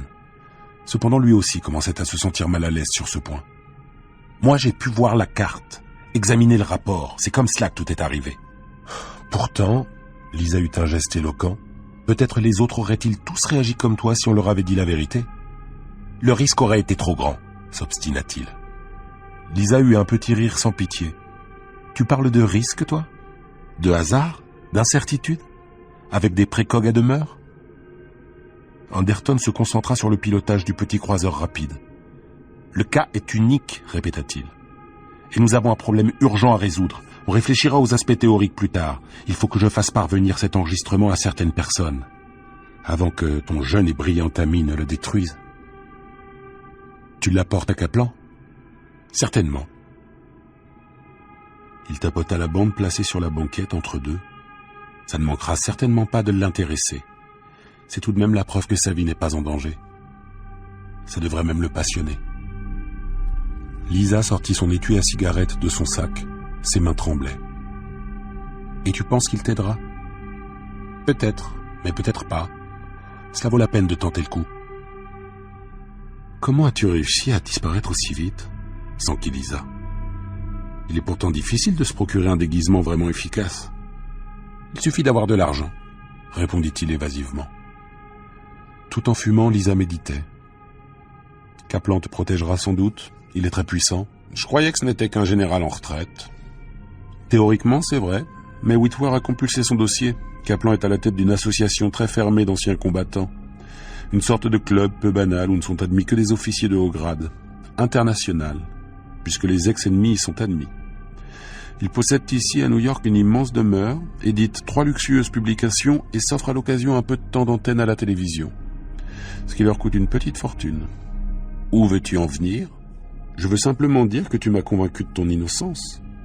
Il est évident que tu ne t'apprêtes pas à commettre de meurtre. Toutefois, tu dois te dire à présent que le rapport original, le rapport majoritaire, n'était pas un faux. Personne ne l'a truqué. Il n'a pas été fabriqué par Whitworth. Il n'y a pas de complot contre toi, il n'y en a jamais eu. Si tu considères le rapport minoritaire comme authentique, tu dois également accepter le rapport majoritaire. Réticent, Anderton acquiesça. Tu as sans doute raison. Lisa poursuivit. Ed Whitwer agit en toute bonne foi. Il croit sincèrement que tu es un criminel en puissance. Et pourquoi pas? Le rapport majoritaire est sur son bureau. Mais c'est toi qui as la carte perforée en poche. Je l'ai déchirée, fit calmement Anderton. Sérieuse, Lisa se pencha vers lui. Ed Whitwer n'est pas animé par le désir de prendre ta place, mais par les motivations qui ont toujours été les tiennes. Il croit en pré-crime. Il veut que le système se perpétue. Je lui ai parlé, je suis certaine qu'il dit la vérité. Tu veux que je lui remette cette bande? Il la détruira. Mais non, voyons, rétorqua Lisa. Il a les originaux à sa disposition depuis le début. Il aurait pu les détruire à tout moment. C'est juste, concéda Anderton. Il n'était peut-être pas au courant. Bien sûr que non, réfléchis. Si Kaplan met la main sur cette bande, la police sera discréditée. Tu ne comprends donc pas? Cela prouverait que le rapport majoritaire était erroné. Ed Whitwer a parfaitement raison. Il faut que tu sois arrêté, si l'on veut que pré-crime survive. Toi, tu ne penses qu'à ta propre sécurité, mais pense un instant au système. Elle éteignit sa cigarette, en chercha une autre dans son sac. Qu'est-ce qui compte le plus pour toi? Ta sécurité personnelle ou l'existence de pré-crime? Ma sécurité personnelle, répondit Anderton sans hésiter. Tu en es certain? Si pré-crime ne peut survivre qu'en emprisonnant des innocents, c'est le système qui mérite d'être jeté à bas. Ma sécurité personnelle, elle, est importante parce que je suis un être humain. Lisa sortit de son sac un revolver incroyablement petit. « Je crois, dit-elle d'une voix étouffée, que j'ai le doigt sur la détente. Je ne me suis jamais encore servi de cette arme, mais je suis toute disposée à essayer. Tu veux que je fasse demi-tour, c'est ça? Oui. On retourne au siège de la police. Je regrette, si tu avais pu placer le salut du système au-dessus de tes propres intérêts égoïstes, rengaine ton sermon. Je fais demi-tour, d'accord, mais je refuse de t'entendre défendre un code de conduite auquel nul homme intelligent ne souscrirait. Les lèvres de Lisa se pincèrent, décolorées. Serrant le pistolet dans sa main, elle lui faisait face en le regardant intensément. Sous l'impulsion d'Anderton, le vaisseau décrivit un ample arc de cercle. Au moment où il vira en dressant majestueusement une aile vers le zénith, de menus objets tombèrent de la boîte à gants.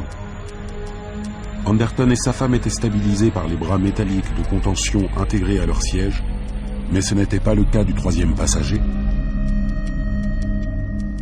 Anderton surprit un mouvement du coin de l'œil. Simultanément, il y eut un bruit, celui d'un homme pesant se raccrochant pêle-mêle pour ne pas perdre l'équilibre, mais s'écrasant finalement contre le flanc renforcé du croiseur.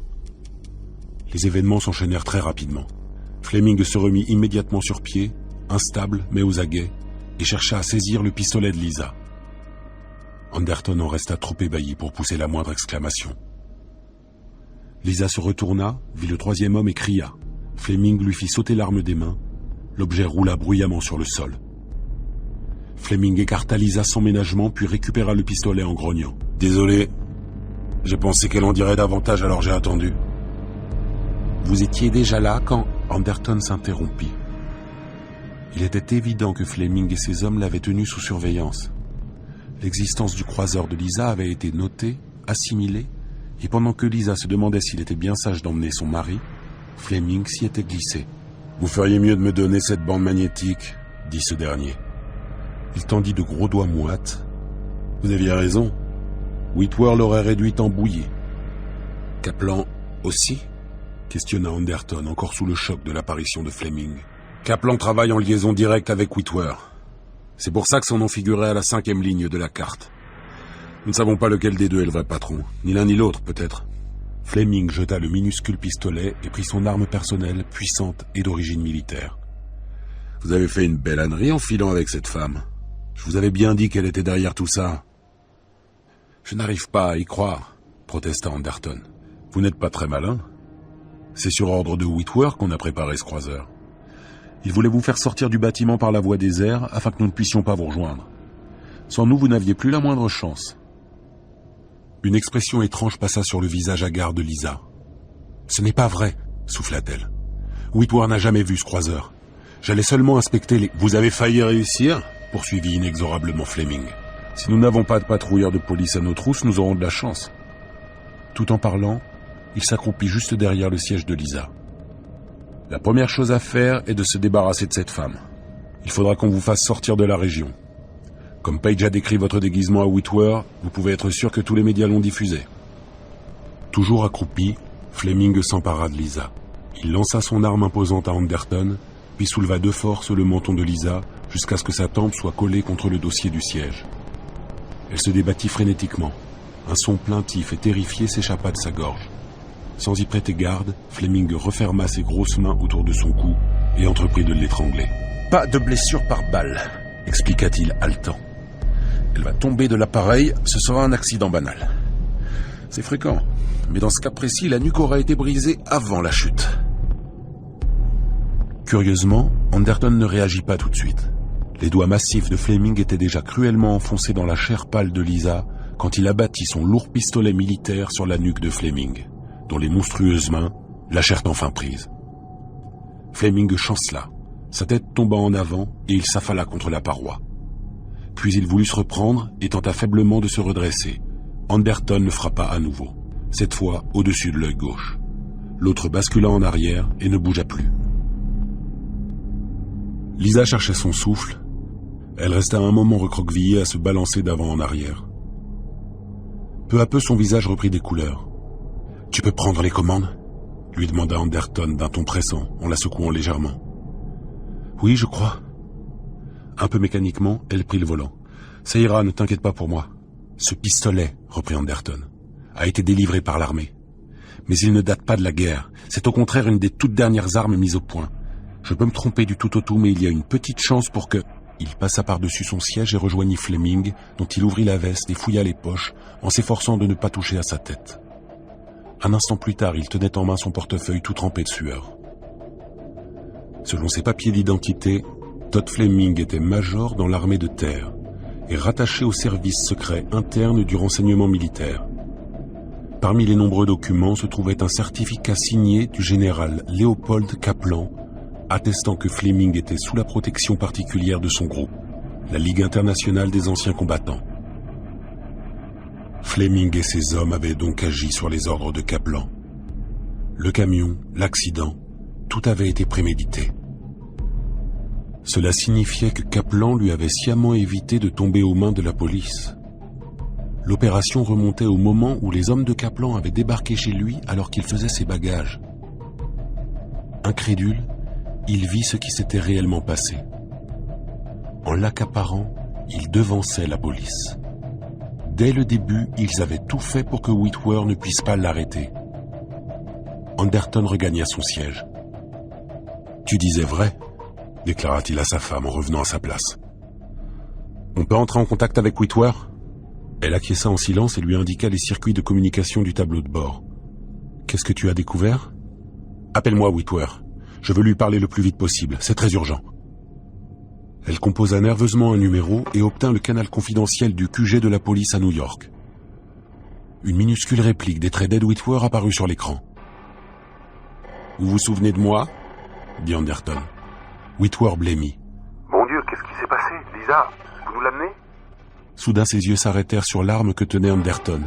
« Écoutez-moi, dit-il sauvagement. Ne lui faites pas de mal. Quoi que vous puissiez penser, elle n'y est pour rien. » Ça, je le sais déjà, répondit Anderton. Pouvez-vous nous localiser? On aura probablement besoin de protection sur le chemin du retour. Vous revenez? Whitwer le contempla avec incrédulité. Vous vous rendez donc? Mais oui. D'une voix pressante, Anderton ajouta rapidement. Il y a une mesure à prendre sans perdre une seconde. Interdire le bâtiment des singes, faire en sorte que personne n'y entre. Pas même Page. Et surtout pas l'armée. Kaplan, fit l'image miniaturisée. Eh bien? Il vient juste de partir. Le cœur d'Anderton s'arrêta. Que faisait-il là? Il a collecté des informations, transcrit des duplicata des rapports précoques vous concernant. Il prétendait qu'il n'était destiné qu'à assurer sa propre protection. Alors, il est déjà en sa possession, dit Anderton. Il est trop tard. Alarmé, Whitwer rétorqua en haussant le ton. Mais qu'est-ce que vous voulez dire? Que se passe-t-il? Je vous le dirai, fit Anderton d'une voix accablée, quand je serai de retour dans mon bureau.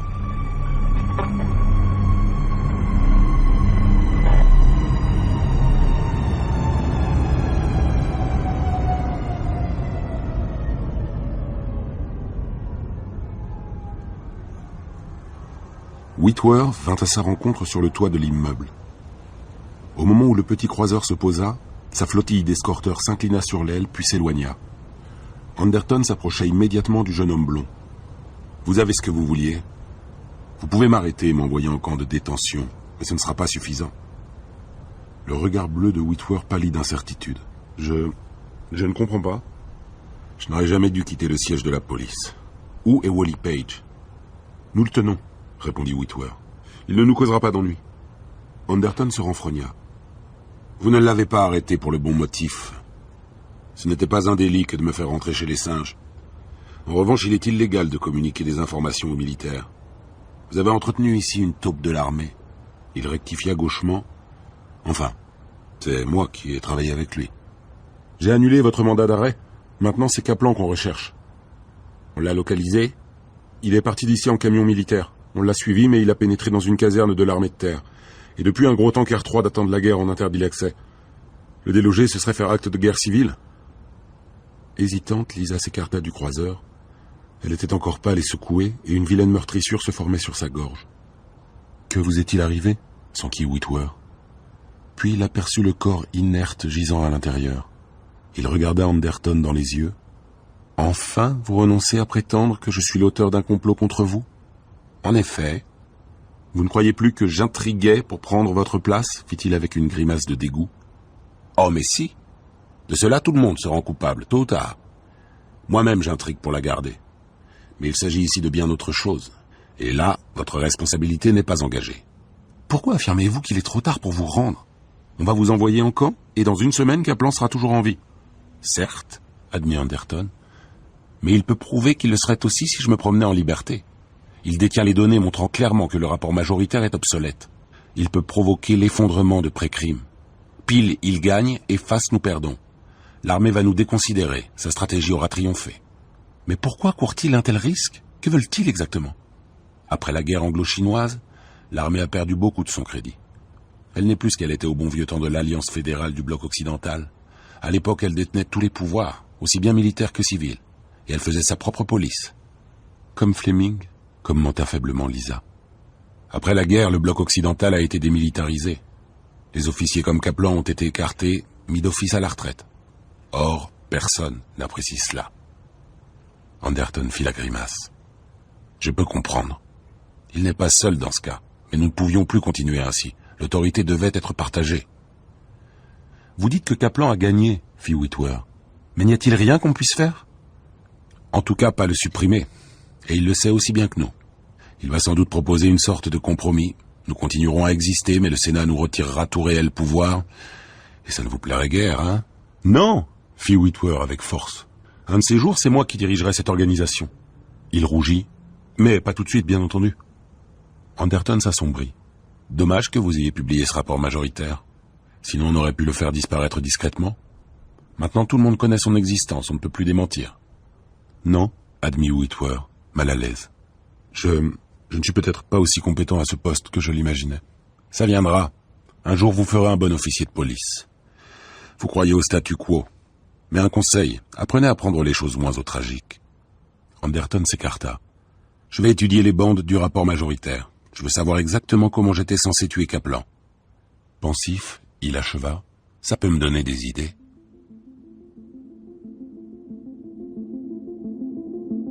Les bandes des précogs Donna et Mike étaient stockées séparément. Anderton choisit l'appareil chargé des analyses fournies par Donna, ouvrit le bouclier protecteur et en étala le contenu devant lui. Là encore, les données codées lui désignèrent les bandes qui l'intéressaient et en un instant, il les avait placées dans le lecteur. C'était en gros ce qu'il avait deviné. Il s'agissait des informations utilisées par Jerry, le sillon temporel rejeté, où les agents du renseignement militaire à la solde de Kaplan enlevaient Anderton comme il rentrait chez lui après le travail et l'emmenaient à la villa de Kaplan, où il recevait un ultimatum. démanteler le système pré-crime ou se heurter à l'hostilité déclarée de l'armée. Dans ce sillon-là, en sa qualité de préfet de police, Anderton recherchait le soutien du Sénat, mais ce dernier le lui refusait. Pour éviter la guerre civile, les sénateurs ratifiaient la dissolution du système policier et décrétaient la loi martiale pour faire face à l'état d'urgence. Prenant avec lui un détachement de policiers fanatiques, Anderton localisait Kaplan et l'abattait, tirant aussi sur d'autres membres de la LIAC, mais seul Kaplan succombait. Les autres s'en sortaient, et le coup d'état militaire réussissait. Ça, c'était Donna.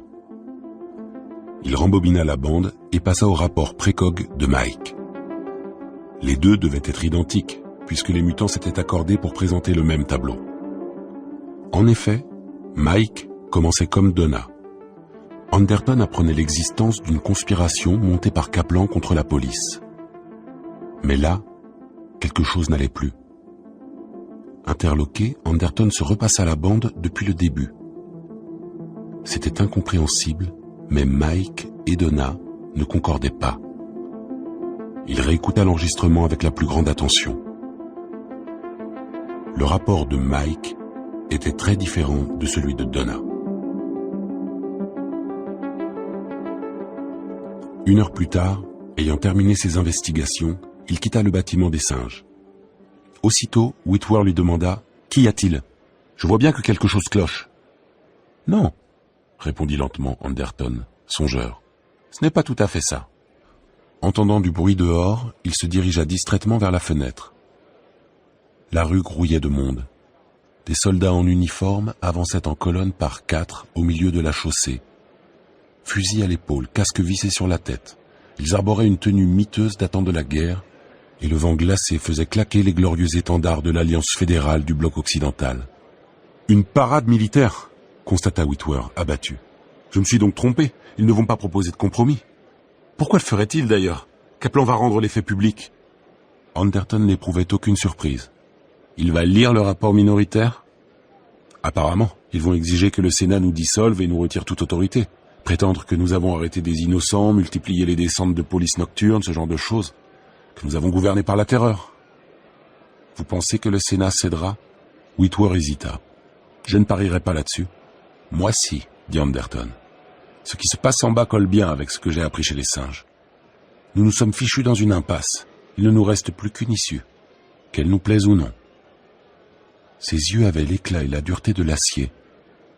Inquiet, Whitworth demanda « Quelle issue ?» Quand je vous l'aurai dit, vous vous demanderez pourquoi vous n'y avez pas songé vous-même.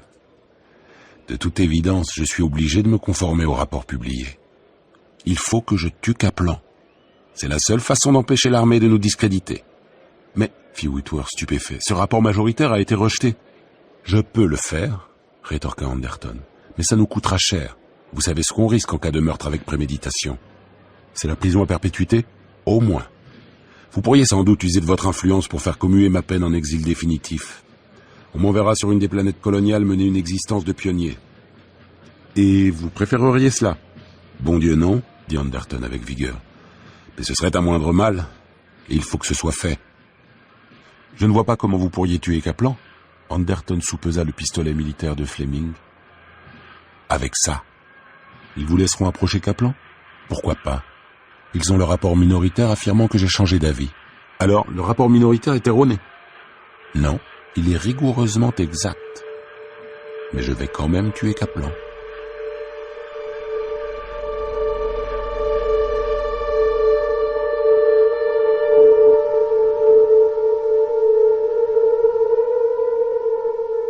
Il n'avait jamais tué personne. Il n'avait même jamais assisté au moindre crime de sang, alors qu'il était préfet de police depuis 30 ans. Depuis une génération, le meurtre n'existait plus. Cela n'arrivait plus, tout simplement. Une voiture de police le conduisit à une centaine de mètres du défilé militaire. Tapis sur le siège arrière, il examina laborieusement l'arme qu'il tenait de Fleming. Elle paraissait en parfait état. En fait, il ne doutait pas du résultat. Il était absolument certain de ce qui allait se passer durant les 30 minutes à venir. Il rempocha le pistolet et descendit prudemment de voiture. Personne ne fit attention à lui. Une foule de plus en plus nombreuse se pressait pour approcher du défilé et savoir ce qui se passait. Les uniformes prédominaient et à la périphérie du périmètre dégagé étaient déployés des chars d'assaut et des armes lourdes. Tout moyen offensif qu'on continuait à produire. L'armée avait érigé une estrade métallique à laquelle on accédait par quelques marches. Derrière flottait un grand étendard du bloc occidental, emblème des puissances alliées qui avaient combattu pendant la guerre.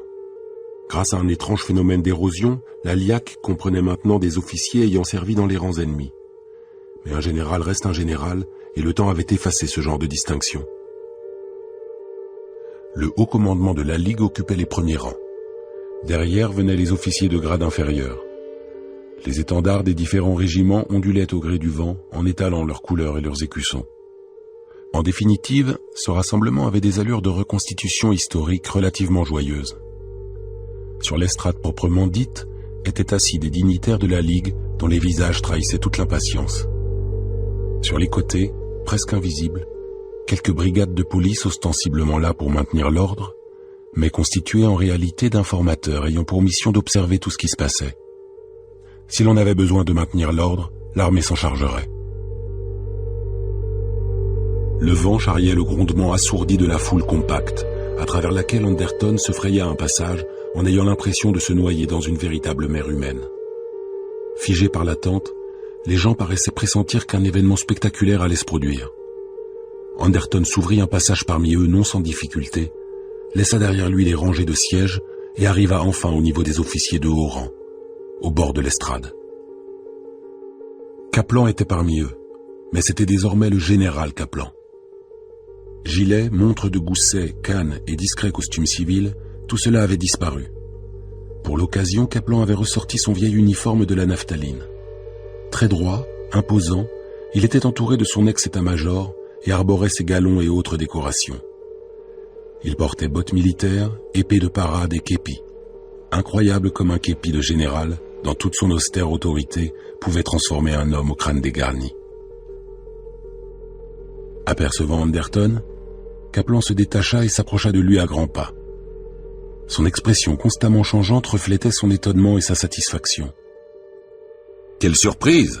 dit-il en tendant une petite main gantée de gris. « Et moi qui vous croyais arrêté par le préfet intérimaire ?»« Je suis toujours en liberté, » répliqua brièvement Anderton en serrant sa main tendue. « Après tout, Whitworth possède aussi la bande magnétique. » Il désigna le paquet que Kaplan serrait dans sa main gauche et regarda le général avec assurance. En dépit de sa nervosité, le général Kaplan était de bonne humeur. « C'est un grand jour pour l'armée, » confia-t-il. « Vous serez heureux d'apprendre que je vais livrer au public le compte-rendu détaillé de la fausse accusation portée contre vous. »« Parfait, » dit Anderton d'un ton neutre. « Il sera clairement démontré que vous avez été injustement accusé. » Le général Kaplan essayait de savoir jusqu'à quel point Anderton était au courant de la situation. « Fleming a-t-il eu l'occasion de tout vous expliquer ?»« Plus ou moins. Vous n'allez lire que le rapport minoritaire, c'est tout ce que vous avez là. »« Je vais le comparer au rapport majoritaire. » Le général Kaplan fit signe à un aide de camp qui lui apporta une serviette en cuir. « Tout est là. Toutes les pièces à conviction dont nous avons besoin. Cela ne vous dérange pas d'être cité comme exemple, j'espère. Votre cas illustre les arrestations injustifiées dont ont été victimes une multitude de gens innocents. » Kaplan consulta sa montre d'un geste plein de raideur. « Je dois y aller. Vous voulez venir avec moi sur l'estrade ?»« Pourquoi ?» Froidement, mais avec une espèce de véhémence contenue, le général Kaplan répondit « Pour que tout le monde voie la preuve vivante de ce que j'avance. Le meurtrier et sa victime, debout côte à côte, dévoilant toute la sinistre et terrible supercherie entretenue par la police. »« Volontiers, » dit Anderton. « Qu'est-ce qu'on attend ?» Déconcerté, le général Kaplan s'avança vers l'estrade. Il jeta encore un regard inquiet à Anderton, se demandant visiblement pourquoi le préfet était venu, et ce qu'il savait au juste. Son incertitude s'accrut tandis qu'Anderton gravissait les marches et se trouvait à un siège juste à côté de la tribune. « Vous saisissez bien la portée de ce que je vais annoncer, » s'enquit le général. « Les révélations auront des répercussions considérables. Le Sénat sera peut-être amené à reconsidérer la validité fondamentale du système pré-crime. »« Je saisis, » dit Anderton, les bras croisés. « Allons-y. » Le silence s'était fait dans la foule, mais il y eut une rumeur d'excitation lorsque le général Kaplan reprit la serviette en cuir et disposa son contenu devant lui. L'homme assis à mes côtés est connu de vous tous.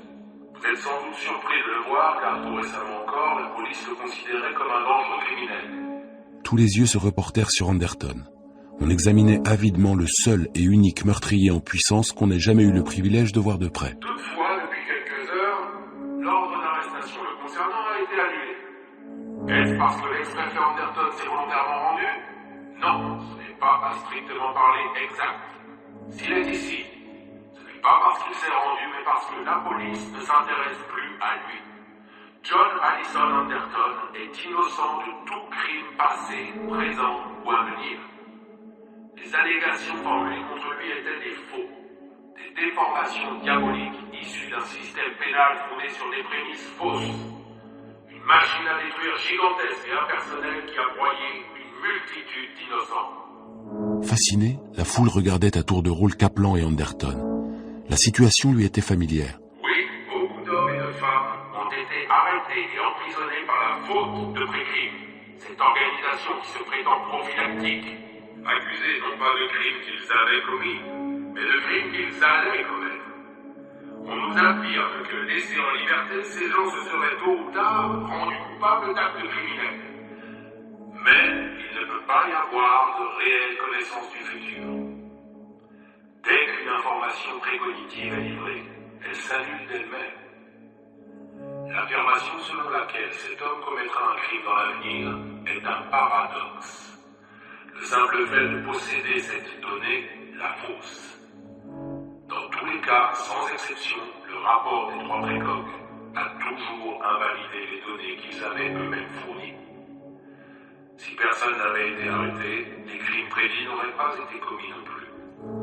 Anderton écoutait distraitement, mais la foule, elle, prêtait un intérêt passionné au discours de Kaplan, qui livrait à présent un résumé du rapport minoritaire.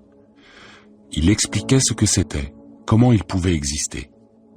Anderton sortit son arme de sa poche et la posa sur ses genoux. Déjà, Kaplan mettait de côté le rapport minoritaire, c'est-à-dire les données précogs de Jerry.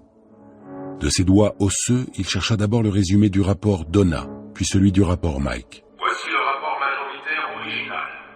L'affirmation par les deux premiers précogs selon laquelle Anderton allait commettre un meurtre. Et maintenant, voici le matériau automatiquement invalidé. Je vais vous le lire. Il ramassa prestement ses lunettes sans monture, les chaussa et entama lentement sa lecture. Une étrange expression se peignit sur ses traits. Il s'interrompit, balbutia, puis se tut brusquement. Tel une bête traquée, il fit volte-face, rentra la tête dans les épaules, puis s'éloigna précipitamment de la tribune. Son visage crispé passa durant une fraction de seconde devant Anderton, qui s'était levé à son tour. Le préfet braqua son arme, fit rapidement quelques pas en avant, et tira. Emberlificoté dans les pieds des gens assis sur l'estrade, Kaplan poussa un unique cri aigu. Un cri de terreur. Comme un oiseau abattu en plein vol, il tomba de l'estrade en battant des bras. Anderton s'approcha de la rambarde, mais tout était déjà fini. Kaplan était mort, ainsi que le rapport majoritaire l'avait prédit. Sa maigre poitrine n'était plus qu'un trou fumant dont des cendres s'échappaient au gré des tressaillements du corps. Écœuré, Anderton se détourna et se faufila sans attendre entre les officiers qui se levaient de leur siège, stupéfaits. L'arme était sa meilleure protection. Il sauta au bas de l'estrade et s'enfonça dans la foule désordonnée qui se pressait pour mieux voir. L'incident qui s'était produit sous leurs yeux leur était totalement incompréhensible, et il faudrait du temps pour que la terreur panique cède la place à l'acceptation. Quand il parvint en marge de la foule, Anderton fut pris en charge par la police. « Vous avez eu de la chance de vous en sortir », souffla un des agents comme la voiture démarrait lentement. « En effet », dit Anderton, distant. Il se cala contre son dossier et tenta de se donner une contenance. Il tremblait, la tête lui tournait. Brusquement, il se pencha en avant et s'abandonna à de violentes nausées. « Pauvre diable », murmura un des policiers d'une voix compatissante. Secoué par le malaise physique et moral, Anderton ne put déterminer si le policier parlait de Kaplan ou de lui-même.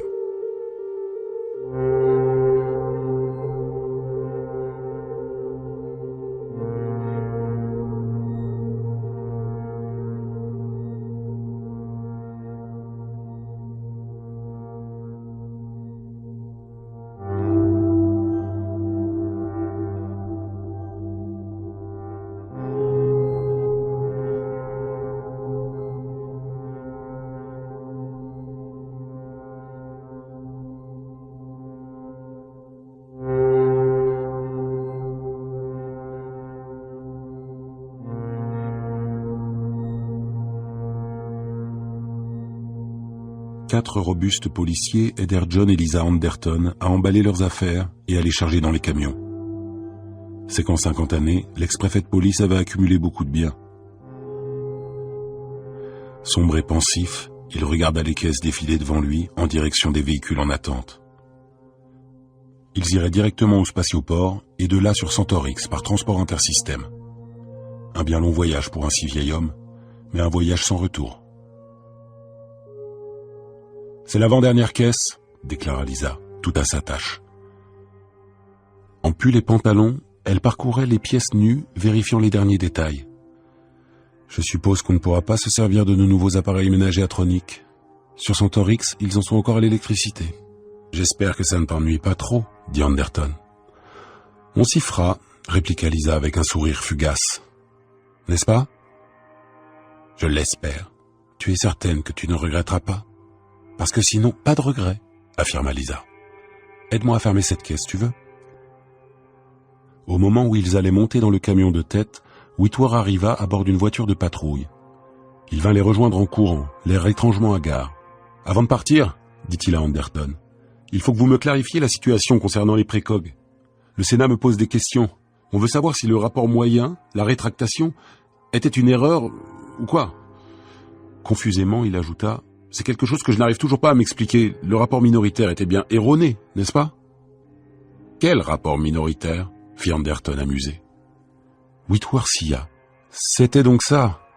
J'aurais dû comprendre. » Assis sur le siège avant du camion, Anderton bourra sa pipe et l'alluma avec le briquet de Lisa, qui était retournée voir si rien de vital n'avait été oublié dans la maison. « Il y avait 3 rapports minoritaires, » dit-il à Whitworth en jouissant de sa perplexité. Un jour, le jeune homme apprendrait à ne pas se jeter tête baissée dans des situations qu'il ne comprenait pas entièrement. Pour Anderton, l'affaire se concluait sur une note de satisfaction. Malgré son âge et sa lassitude, lui seul avait compris la véritable nature du problème. Les 3 rapports étaient consécutifs, expliqua-t-il. Le premier était celui de Donna. Dans ce sillon temporel-là, Kaplan m'avisait du complot militaire et je l'assassinais promptement.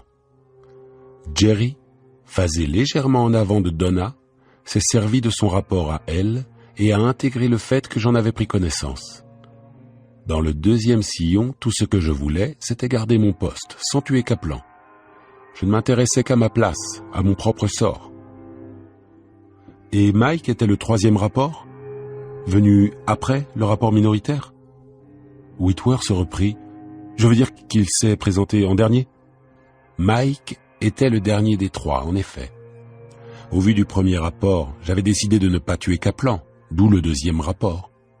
Mais informé par ce 2e rapport, je changeais d'avis. Le 2e rapport, la 2e situation représentait les circonstances que Kaplan désirait créer. L'intérêt de la police était de recréer la situation numéro 1. Et c'était à la police que je pensais alors. J'avais compris le projet de Kaplan. Le 3e rapport invalidait le 2e de la même façon que le 2e invalidait le 1er. Nous étions revenus au point de départ. Lisa revint, le souffle court. « Partons, nous en avons fini ici. » Souple et agile, elle grimpa dans le camion et s'installa entre son mari et le chauffeur. Les rapports étaient tous différents, conclut Anderton. Tous uniques. Mais 2 d'entre eux étaient d'accord sur un point. Si je restais en liberté, je tuais Kaplan. C'est ce qui a créé l'illusion d'un rapport majoritaire, car ce n'était que cela, une illusion. Donna et Mike avaient prévu le même événement, mais dans 2 sillons temporels complètement distincts, et se produisant dans 2 situations différentes. Donna et Jerry, le rapport minoritaire et la moitié du rapport majoritaire, se sont trompés. Seul Mike disait vrai, puisqu'aucun rapport ultérieur ne venait invalider le sien. Et voilà. Tenaillé par l'inquiétude, Whitworth trottinait à côté du camion en marche. « Mais est-ce que ça se reproduira ? Faut-il revoir tout le système ?»« Ça ne peut se reproduire que dans un seul cas, » fit Anderton. « Le mien était unique puisque j'avais accès à toutes les données. Cela peut arriver à nouveau, mais seulement au prochain préfet de police. Donc faites bien attention. » Il eut un petit sourire. L'expression tendue de Whitwer lui causait une satisfaction non négligeable.